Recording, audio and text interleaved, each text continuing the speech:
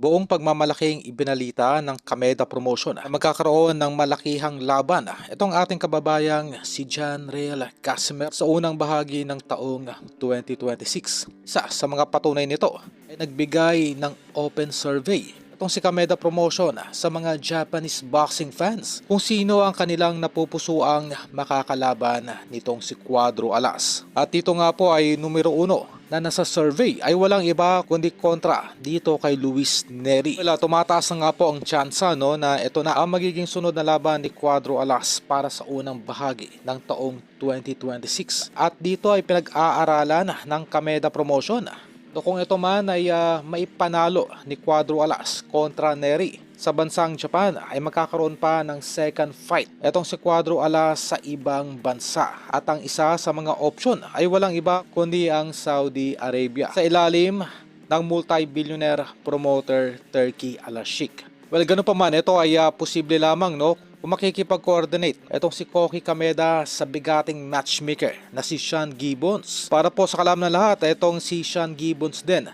ang may direct contact dito kay Al-Sheikh patungkol sa mga matchmaking, lalo na sa lower division.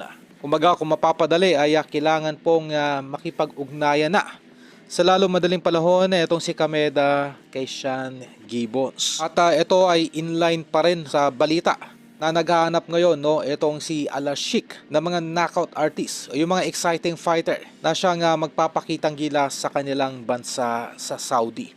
At sa kugnay pa rin na balita ay nanganganib na nga pong ma-terminate ng tuluyan ang kontrata nitong si Junto Nakatani sa Saudi Arabia. Ito ay dahil sa huling pinakita nito kontra sa isang Mexican fighter. Dito nga ay kahiya-hiya ang sinapit itong si Nakatani. Supposedly ay talo dapat dito si Nakatani. Ganun pa man ay ipinilit na lamang itong pamunuan ng Saudi Promotion na ipanalo itong si Nakatani upang matuloy pa rin kahit papaano ang humihina ng match-up kontra kababayan nitong si Inoue.